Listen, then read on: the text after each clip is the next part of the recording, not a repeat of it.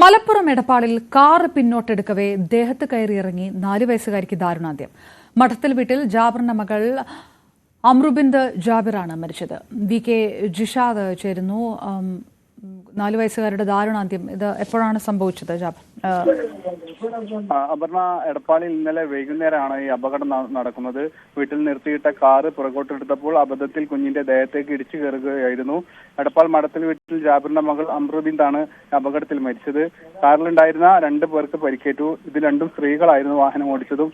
സിത്താര, സുബൈദ എന്നിവരെ പരിക്കുകളോടെ ആശുപത്രിയിൽ പ്രവേശിപ്പിച്ചിട്ടുണ്ട്.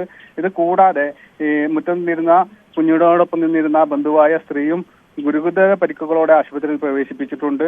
ഓട്ടോമാറ്റിക് കാറാണ് ഇത്തരത്തിൽ അപകടം വെച്ചത്. കാറിൽ ഉണ്ടായിരുന്ന 2 സ്ത്രീകൾ കാറ് ബാക്കിലേക്ക് എടുക്കുമ്പോൾ വാഹനം ഇടിക്കുകയായിരുന്നു. ഇടിയുടെ ആഘാതത്തിൽ തന്നെ കുഞ്ഞിന്റെ ദേഹത്തിലൂടെ കാറ് കയറിയിറങ്ങുന്ന സ്ഥിതി ഉണ്ടായിരുന്നു.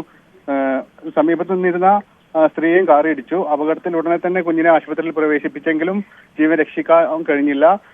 പോസ്റ്റ്മോർട്ടത്തിന് ശേഷം ബന്ധുക്കൾക്ക് ബോഡി വിട്ടു നൽകും. അപർണ, ജിഷാദ് വിവരങ്ങൾ നൽകി. സംസ്ഥാനത്ത് പരക്കെ മഴ. പുലർച്ചെ മുതൽ തെക്കൻ കേരളത്തിലും മധ്യ കേരളത്തിലും കനത്ത മഴയാണ്. തിരുവനന്തപുരം, കൊല്ലം, പത്തനംതിട്ട, ആലപ്പുഴ, തൃശൂർ ജില്ലകളിൽ ഇടിമിന്നലോട് കൂടിയ ഒറ്റപ്പെട്ട മഴയ്ക്കും സാധ്യതയുണ്ടെന്ന് കാലാവസ്ഥാ കേന്ദ്രം മുന്നറിയിപ്പ് നൽകുന്നു. മണിക്കൂറിൽ 40 കിലോമീറ്റർ വരെ വേഗതയിൽ ശക്തമായ കാറ്റിനും സാധ്യതയുണ്ട്. കോട്ടയം, ഇടുക്കി, എറണാകുളം, പാലക്കാട് ജില്ലകളിലും ഒറ്റപ്പെട്ട നേരിയ മഴയ്ക്കും സാധ്യതയുണ്ടെന്നാണ് മുന്നറിയിപ്പ്.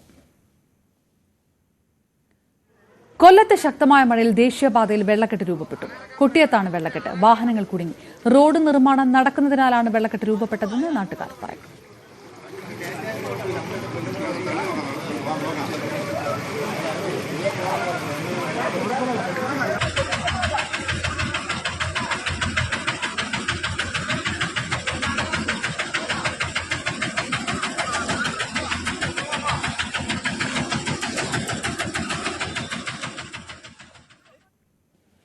തിരുവനന്തപുരം ജില്ലയിൽ ഇന്ന് മുതൽ കള്ളക്കടൽ പ്രതിഭാസമുണ്ടാകുമെന്ന് മുന്നറിയിപ്പ്.